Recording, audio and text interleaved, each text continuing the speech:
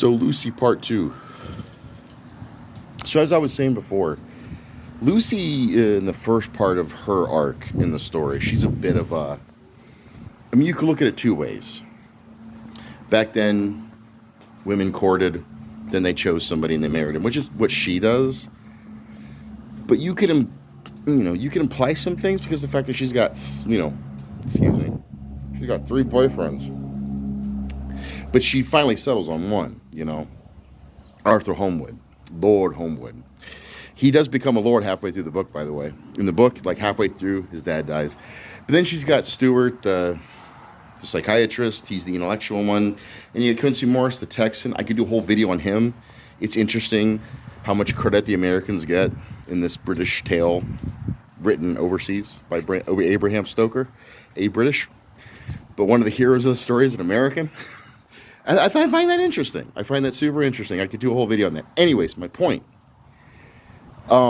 She's obviously a prized, person to be with. A lot of guys are after her. But she's supposed to be a symbol of virtue at the first half of the story, and then she gets perverted.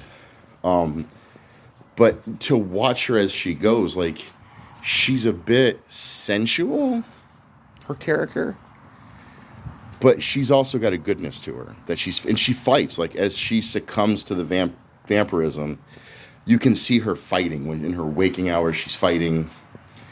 She's very sympathetic. And so I think one of the things for me is if I were to try to be completely, like, romantically submissive, I think I wouldn't be tapping the Quincy Morris in me.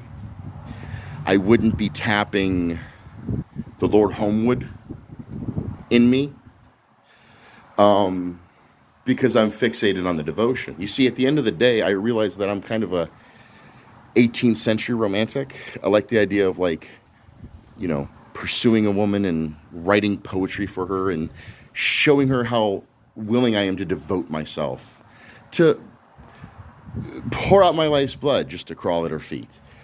But I realize that doesn't make one a submissive. If at the same time one also wants to, outside of the bedroom,